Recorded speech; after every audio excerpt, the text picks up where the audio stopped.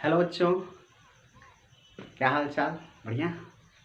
चलिए, आज class 10th के केमिस्ट्री का जो सेकेंड चैप्टर था अम्ल क्षार एवं लवण एसिड बेस एंड साल्ट्स, इनमें जो पहला पार्ट हमने बनाया था जिसमें आप लोगों को अम्लों, क्षार और क्षारकों, लवण के बारे में थोड़ी बहुत बातें बताई थी। हालांकि अम्ल और क्षार कंप्लीट हो गए थे। लवण के बारे में थोड़ी बहुत बातें हुई थी। लवण क्या होता है, कैसे। लवण बहुत ही लंबा है, थोड़ा सा इसके गुणधर्म भी हैं, लवण को बनाने की विधियां भी पढ़नी हैं। तो अभी हम जो मुख्य मुख्य बातें हम पढ़ेंगे, एक वीडियो और इसका लगेगा जिसमें आपकी सारी बातें कंप्लीट हो जाएंगी। तो चलिए, मेरा नाम आलोक कुमार मदेशिया और आपका हमारे इस चैनल पे सभी लोगों का स्वागत है। स्टार्ट करते हैं हम अम्ल क्षार एवं लवण में आगे की बात पार्ट 2, जिसमें हम उदासीनीकरण को पढ़ेंगे। क्या पढ़ेंगे? उदासीनीकरण पढ़ेंगे। उदासीनीकरण, न्यूट्रलाइजेशन। न्यूट्रलाइजेशन क्या होती है उदासीनीकरण? थोड़ी बहुत बात बताई थी। तो देखो बच्चों, उदासीनीकरण अभिक्रिया वह अभिक्रिया है जिसमें एक अम्ल और एक क्षार आपस में क्रिया करते हैं, यानी एक अम्ल और एक क्षारक क्रिया करते हैं। एसिड और बेस, यानी अम्ल और क्षारक आपस में जब क्रिया करके साल्ट बनाते हैं, अर्थात लवण बनाते हैं, नमक बनाते हैं, तो इस और जल बनाते हैं,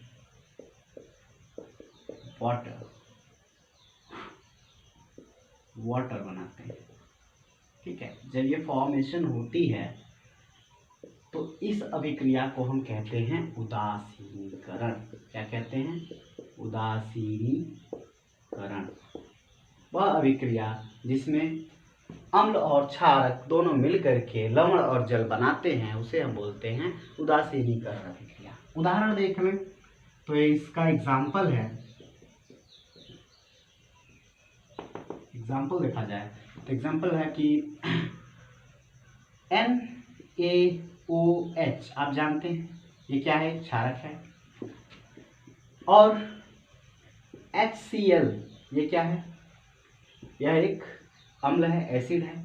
रिएक्शन होती है बच्चों तो ये फॉर्म करता है हाइड्रोजन और ये OH, ये देखिए ध्यान से, ये H और OH ये बना लेता है वाटर, और Na प्लस और Cl माइनस ये दोनों बना लेते हैं NaCl। माइनस प्लस नहीं बनाना आपको, ये बनाता है NaCl और ये बनाता है H2O। H2O को क्या बोलते हैं? जल। और ये क्या है हमारा? साधारण नमक, इसको हम लवण कह सकते हैं। और ये क्या है? जल है। तो यह अभिक्रिया बच्चों कहलाती है उदासीनीकरण अभिक्रिया। अब उदासीनीकरण अभिक्रिया जो होती है वो क्या क्या हो सकती है? तो आपने अम्ल भी कई प्रकार के हो सकते हैं। प्रबल, दो प्रकार के प्रबल अम्ल हो सकता है, दुर्बल अम्ल हो सकता है। प्रबल क्षार हो सकता है, दुर्बल क्षार हो सकता है। आपस में क्रिया हो तो उदासीनीकरण ही होगा। ठीक है, लेकिन जो प्राप्त होने वाला विलयन होगा वो कैसा होगा? कुछ लोग पूछ देते हैं, ये क्वेश्चन पूछा जाता है कि NaCl कैसा है, या NaCl का अगर विलयन बनाए, अगर घोल बनाए नमक का, तो वह घोल कैसा होगा? अम्लीय होगा, क्षारीय होगा, उदासीन होगा? तो कई लोग बच्चों क्या करते हैं, ये देखते हैं ये तो उदासीनीकरण अभिक्रिया का पार्ट है, उदासीनीकरण द्वारा बना है, ये उदासीन होगा, लिख के चले आते हैं। गलत हो जाता है। इसका विलयन अम्लीय होगा। कैसे? चलिए देखते हैं बच्चों। अगर हम बात करें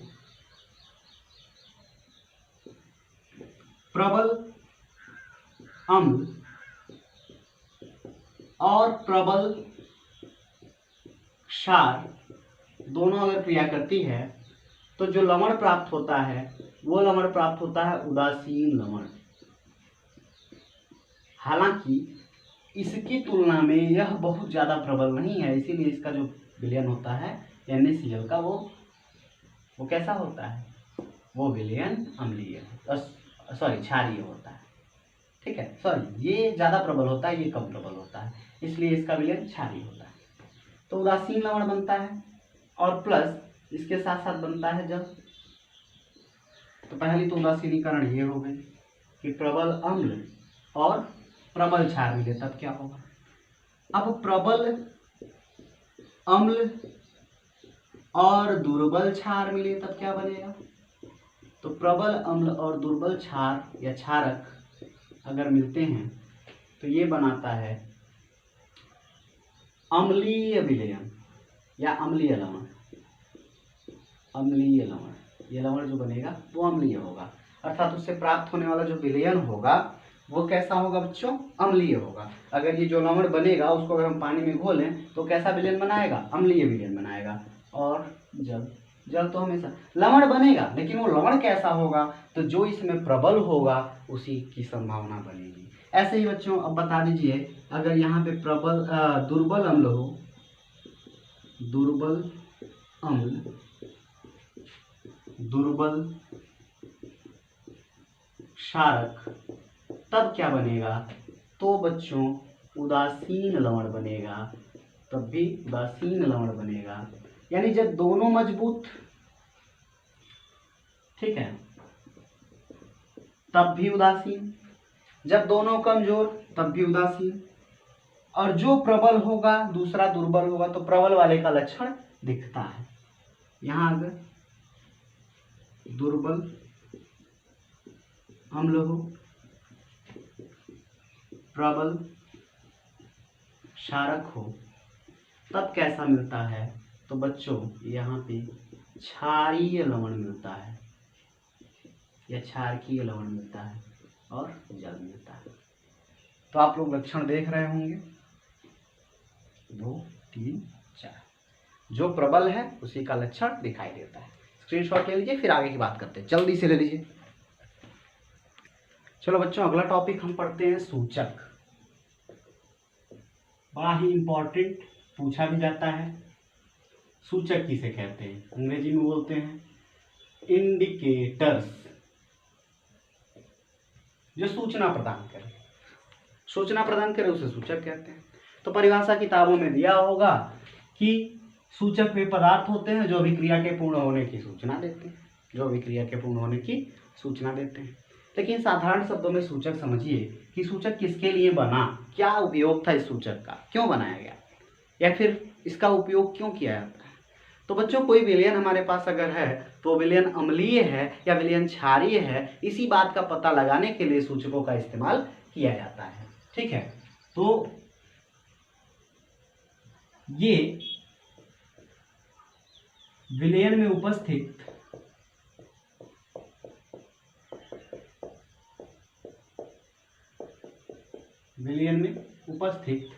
किसकी सूचना देते हैं, अम्ल या क्षारक की सूचना देते हैं, अम्ल या क्षारक की सूचना देते हैं। ये बताते हैं कि विलयन अम्लीय है या क्षारकीय है, विलयन अम्लीय है या क्षारकीय है। क्यों, इनका अम्लीय या क्षारकीय माध्यम में या विलयन में अगर इसको ले जाया जाए इन सूचकों को, तो रंग बदल जाता है, माध्यम में रंग बदल जाता है। इनका जो रंग है वो क्या होता है, अम्लीय या क्षारकीय माध्यम में बदल जाता है। जैसे उदाहरण देख लेते हैं, एक उदाहरण है बहुत ही अच्छा सा और आसानी से मिल भी जाता है, लिटमस पत्र, जिसको हम लोग लिटमस पेपर भी कहते हैं। लिटमस पेपर एक प्रकार का प्राकृतिक सूचक है। ये कहाँ से प्राप्त होता है, तो बच्चों यह लाइकेन नाम का एक पौधा होता है, या लाइकेन नाम का ऑर्गेनिज्म कह सकते हैं, उस लाइकेन से यह प्राप्त होता है लिटमस पेपर। लिटमस पेपर जो है जब अम्लीय विलयन होगा, ठीक है, तो लिटमस पेपर अम्लीय विलयन में लाल रंग देता है। कैसा रंग देता है, लाल।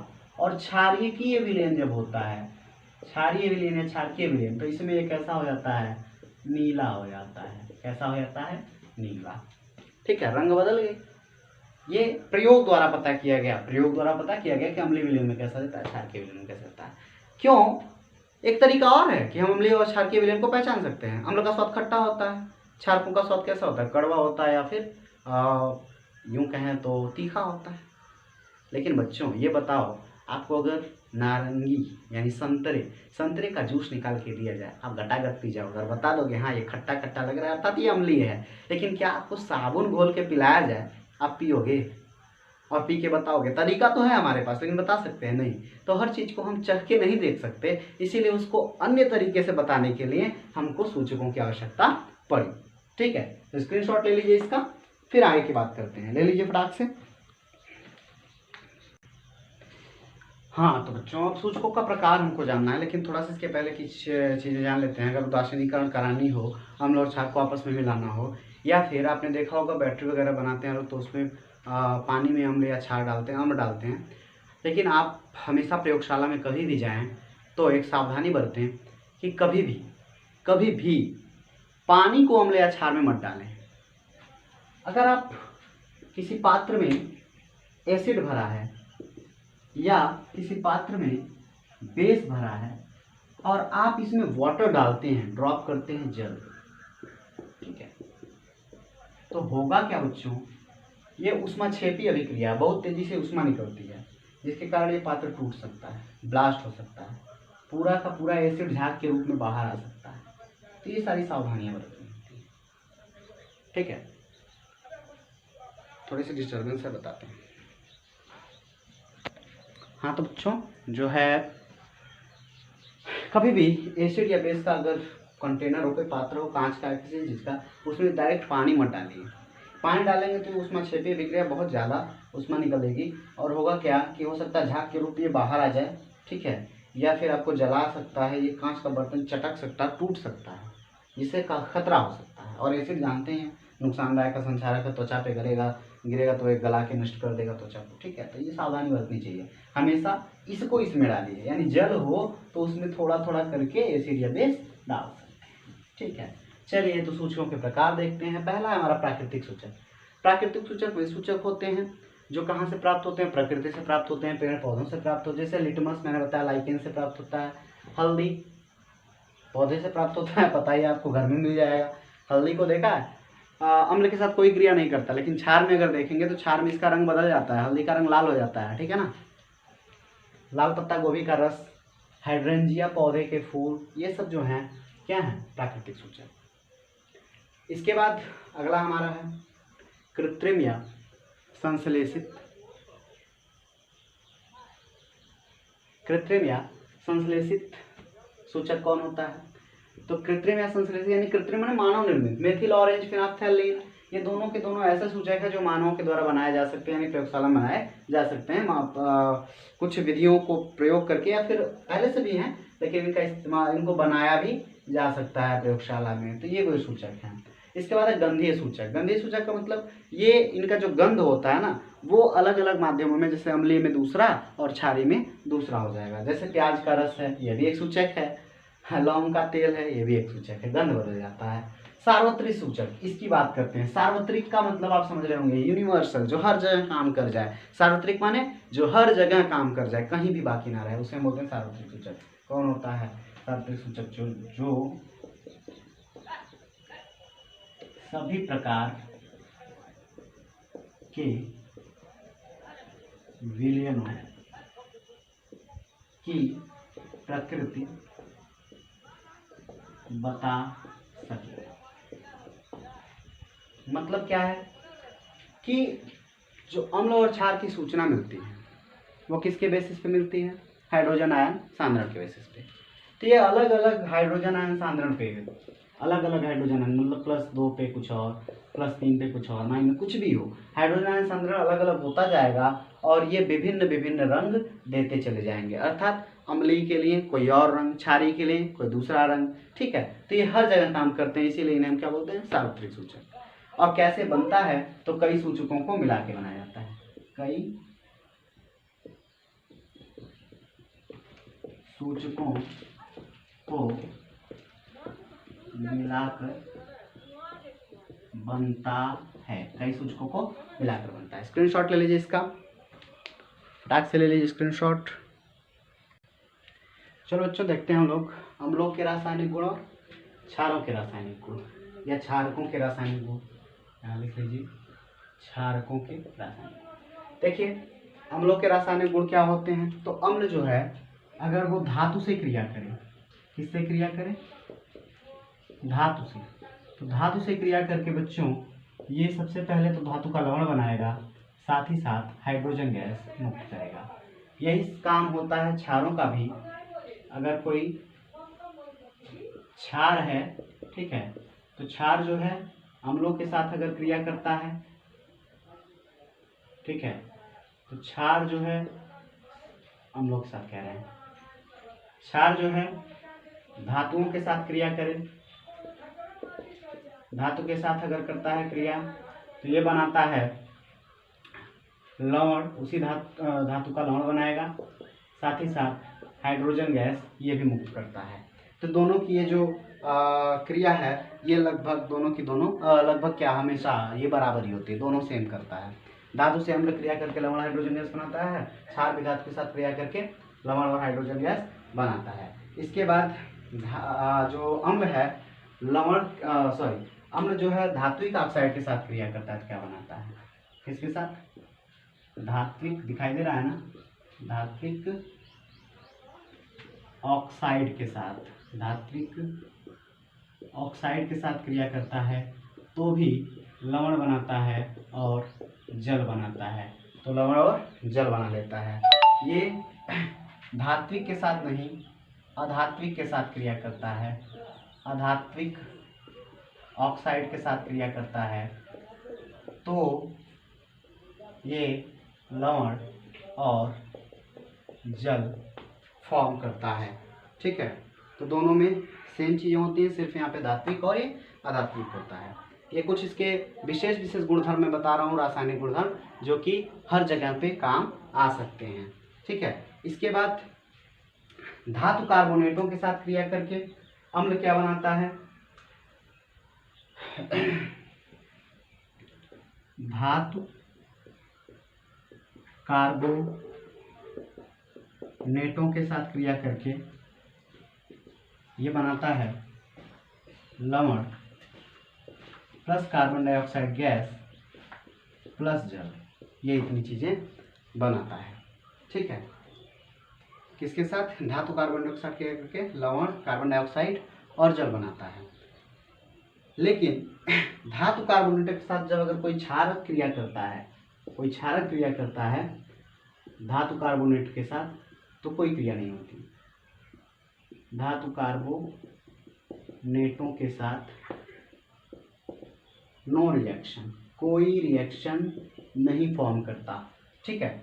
इसके बाद जो धातु है, यह धातु अगर किसी धातु कार्बोनेट के साथ क्रिया करता है, ठीक है, धातु बाई कार्बोनेट के साथ, तो धातु बाई कार्बोनेट के साथ यह लवण, जल और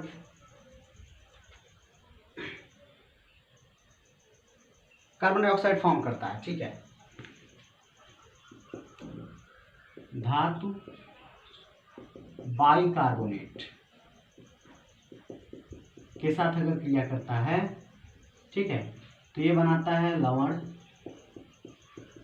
जल और कार्बन डाइऑक्साइड। लेकिन ये बाई कार्बोनेट के साथ भी नो रिएक्शन, यहाँ लिख लीजिएगा, धातु बाई कार्बोनेट लिख देते हैं, धातु बाई कार्बोनेट के साथ नो रिएक्शन, ये कोई रिएक्शन नहीं देता। तो इतनी सारी चीजें हैं, स्क्रीनशॉट ले लीजिए इसका। रासायनिक गुणधर्म आपका कंप्लीट हो गया, सिर्फ 2 ही सेगमेंट में हमने कर लिया, ठीक है। स्क्रीनशॉट ले लीजिए इसका, डाल दें, ले लीजिए स्क्रीनशॉट ले लीजिए, नोट करते रहिए, कॉपी और पेन लेके बैठा कीजिए। चलो बच्चों, कॉपी और पेन लेके बैठा करो साथ में, ताकि नोट्स बनाते रहो, ठीक है। अब हम बात करेंगे पीएच स्केल की। पीएच स्केल क्या होता है? पीएच का मतलब होता है पावर या पोटेंशियल, जो भी कह लीजिए, पावर या पोटेंशियल ऑफ हाइड्रोजन, पीएच की फुल फॉर्म होती है, ठीक है, यानी पावर ऑफ हाइड्रोजन या पोटेंशियल ऑफ हाइड्रोजन। ये क्या बताता है? हाइड्रोजन की शक्ति को बताता है, हाइड्रोजन सांद्रण की शक्ति को बताता है। तो कहते हैं कि पीएच स्केल एक ऐसा पैमाना है जिस पर हम हाइड्रोजन आयन की सांद्रता की कैलकुलेशन करके बता सकते हैं इसके आधार पे कि हमारा वो अम्लीय विलयन है या क्षारीय। तो अगर किसी विलयन में यूं ये कह ले, पहले पीएच को परिभाषित करते हैं। तो पीएच की परिभाषा होती है हाइड्रोजन आयन सांद्रण, जिसको हम डिनोट करते हैं कैसे? H प्लस से, ठीक है। हाइड्रोजन आयन सांद्रण, कोष्ठक का मतलब सांद्रण, बड़े कोष्ठक का मतलब सांद्रण, हाइड्रोजन आयन सांद्रण, ठीक है, के ऋणात्मक लघुगणक को हम कहते हैं पीएच, पीएच कहते हैं। पीएच स्केल कहां से कहां तक होता है बच्चों? तो यह स्केल 0 से लेकर, ये कहां से कहां तक होता है? यह 0 से 14 तक होता है। 0 से कहां तक होता है? 14 तक, ठीक है ना। 0 से कहां तक होता है? 14 तक। जैसे ऐसे कोई पीएच स्केल बना दीजिए, ये हमारा स्केल है, ये 0 1 2 3 4 5 6 7 8 9 10 11 12 13 और ये लास्ट 14, यहाँ तक का होता है। 7 पर अगर पीएच मान किसी भी विलयन का 7 आता है, ठीक है, किसी भी विलयन का पीएच मान क्या आता है? 7 आता है, तो वो कहलाता है उदासीन, न्यूट्रल कहलाता है, उदासीन। 7 से कम इधर की ओर अगर हम घटेंगे, जितना ज़्यादा इधर जाएंगे तो क्या होगा? ये वाला क्रम 6 से लेके 0 तक, ये कहलाता है अम्लीयता का घटता क्रम, सॉरी अम्लीयता का बढ़ता क्रम। लेकिन ध्यान दीजिएगा, इधर से इधर आएंगे तो अम्लीयता बढ़ेगी ना कि इधर से इधर जाने पर, ठीक है ना। तो इधर की तरफ अम्लीयता क्या होती है? बढ़ती है, यानी जितना कम पीएच मान उतना ज़्यादा अम्लीय। 7 से ऊपर जाएंगे तो ये क्षारकता का बढ़ता क्रम है, क्षारकता का बढ़ता क्रम है। इधर जाएंगे तो क्षारकता बढ़ेगी, ठीक है। जितना ज़्यादा 7 से उधर जाएंगे क्षारकता उतनी ज़्यादा, जितना ज़्यादा 7 से इधर कम आएंगे उतने उतनी ज़्यादा अम्लीयता, ठीक है। तो ये है पीएच स्केल, हाइड्रोजन आयन सांद्रण का ऋणात्मक लघुगणक पीएच कहलाता है। फॉर्मूला क्या होता है पीएच का? तो पीएच इज इक्वल्स टू, हमेशा याद रखिएगा, minus log of hydrogen ion concentration. ये इसका फार्मूला है, इस पर हम न्यूमेरिकल कराएंगे, लेकिन नेक्स्ट वीडियो में कराएंगे। अभी हम कुछ मुख्य मुख्य चीज़ों की बात करते हैं, स्क्रीनशॉट लीजिए, आगे की बात करते हैं इसके बाद। चलो बच्चों, आज का आखिरी टॉपिक पढ़ते हैं, इसके बाद अगले वीडियो में चैप्टर खत्म हो जाएगा, लंबा वीडियो रहेगा, न्यूमेरिकल के साथ खत्म करा देंगे। आज के लिए थोड़ा सा जल्दी करना है, क्योंकि कई वीडियो अभी इंटर का भी बनाए हैं, तो स्पेस फुल हो जाती है मोबाइल फ़ोन की, और मोबाइल फ़ोन से वीडियो बना रहा है अभी मेरे पास संसाधन नहीं है, ठीक है ना। चलिए, लाइटनिंग की भी व्यवस्था प्रॉपर नहीं है तो दिक्कत होती है। बात करते हैं हम लोग दैनिक जीवन में पीएच के प्रयोग। दैनिक जीवन यानी डेली लाइफ में पीएच के उपयोग क्या क्या है? तो पहला, सबसे पहला है हमारा उदर में जो पेट की अम्लता हो जाती है, पेट में जो गैस बन जाता है,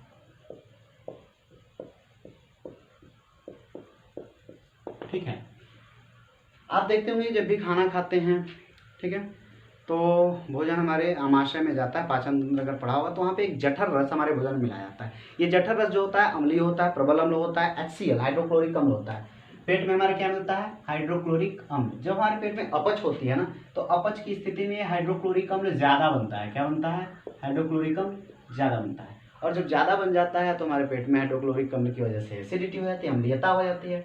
अब इस अम्लीयता को दूर कैसे करते हैं? तो अम्लीयता यानी कि पीएच मान बढ़ गया, हमारे पेट का पीएच मान बढ़ गया, और जब पेट का पीएच मान बढ़ गया तो उसको घटाने के लिए एक दवाई हम लोग इनो वगैरह पी लेते हैं।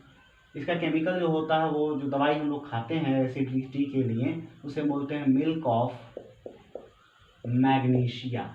ये क्वेश्चन पूछा था, ठीक है, ये क्वेश्चन पूछा था एसएससी में कि कौन सा पदार्थ पेट की अम्लता को दूर करने में प्रयोग किया जाता है। तो मिल्क ऑफ मैग्नीशिया का इस्तेमाल करके हम क्या करते हैं, पेट की अम्लता जो बढ़ गई होती है उसको हम कम कर लेते हैं, ठीक है। तो ये हो गया पेट की अम्लता, जिसका हमारा पीएच मान ही बढ़ता है। पेट में हमारे जो जठररस बनता है HCl, उसका पीएच मान बढ़ गया, पीएच मान बढ़ गया यानी ज़्यादा जठररस बन गया, जिसके कारण हमको दिक्कत हो गई। दूसरा हमारा दंत क्षरण। दूसरा क्या है, दंत क्षरण। दंत क्षरण का मतलब क्या है, दांतों का क्षय होना। दांतों का क्षय होना कैसे होता है दंत क्षरण, तो आपके दांतों के ऊपर जो हमारे दांत होते हैं, इस दांत के ऊपर जो है एक पतली सी परत होती है, इनेमल जिसको बोल सकते हैं। ये इनेमल जो होती है किस चीज़ की बनी होती है बच्चों, तो ये इनेमल जो बनी होती है कैल्शियम फॉस्फेट की बनी होती है। किसकी बनी होती है, दांतों के ऊपर यह कैल्शियम फास्फेट की बनी होती है। ये जो इनेमल होती है, अर्थात जो कवर होता है, खोल होता है हमारे दांतों के ऊपर पतला सा, वो कैल्शियम फास्फेट की होती है। और पूछ लिया जाता है कई बार कि हमारे शरीर में सबसे कठोरतम भाग कौन सा है, तो यही जो हमारा इनेमल होता है दांतों का, इसे ही हम सबसे कठोर भाग बोलते हैं शरीर का। कैल्शियम फॉस्फेट का बना होता है, बहुत ज़्यादा कठोर होता है, शरीर का सबसे कठोर भाग। लेकिन होता क्या है ना बच्चों, जब हम भोजन करते हैं रात के समय, तो भोजन करते हैं तो हमारा भोजन रात के समय कई लोग ब्रश नहीं करते, करना चाहिए। दांतों में हमारे अनाज फंस जाता है, और वो अनाज जो होता है वो सड़ता है। सड़ने के कारण जो बैक्टीरिया उसको खाते हैं और सड़ाते हैं, वो एक एसिड उत्पन्न करते हैं, जिससे हमारे मुंह का पीएच बढ़ जाता है। और अम्लीयता के कारण, अम्ल जानते हैं तेजाब, अगर आप दीवार है उस पर बार बार आप तेजाब फेंकिए, धीरे धीरे दीवार गिरना शुरू हो जाएगी। वो जो कहते हैं ना क्षरण होना, क्षय होना, दीवार कटने लगेगी, गल जाएगी, वो चीज़ होने लगती है। वैसे ये दांत भी हमारे एक पतली सी पपड़ी जैसी परत बना लेते हैं, जो आप लोग देखते होंगे चावल के खुद्दी के जैसे, अर्थात दांत में से पीला पीला नहीं, हल्का सा क्रीम कलर का चावल जैसा पदार्थ, पाउडर जैसा टूट टूट के निकलता रहता है, पत्थर जैसा, वो यही इनेमल होता है कैल्शियम फास्फेट का, जो टूट के निकलता है, जिससे हमारे दांत में होल हो जाता है, जिसको दांतों की कैविटी कहते हैं, सड़ना कहते हैं। उसमें कीड़े भी लग जाते हैं कई बार, तो बहुत बहुत ही ज़्यादा नुकसानदायक है। तो दंत क्षरण से बचने के लिए क्या किया जाता है, दंत क्षरण से बचने के लिए कोई भी क्षारीय या क्षारकीय हम क्या करते हैं, दंत मंजन इस्तेमाल करते हैं। आप देखते होंगे कहा जाता है, कोलगेट वाला जो प्रचार आता है, क्या आपके टूथपेस्ट में नमक है, तो यही नमक क्या होता है, क्षारकीय। वो क्षारकीय मंजन करने से हमारा दांत क्या रहता है, साफ रहता है, अम्लीयता नहीं बनती।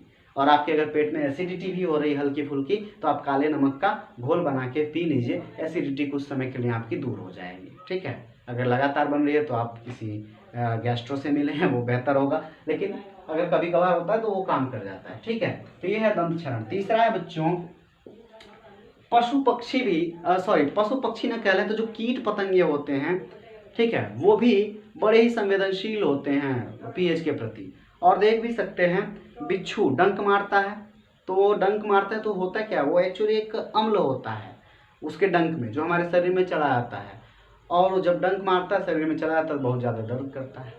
चींटी काटती है, आप जानते हैं चींटी काटती है तो कौन सा अम्ल छोड़ती है, फार्मिक अम्ल, वो भी अम्ल छोड़ती है। ये जो मधुमक्खी जब डंक मारती है तो वो भी क्या करती है, एक अम्ल ही छोड़ती है, ठीक है, मेथिल जो कहते हैं इसे क्या कहते हैं, CH3COOH एसिटिक अम्ल छोड़ती है।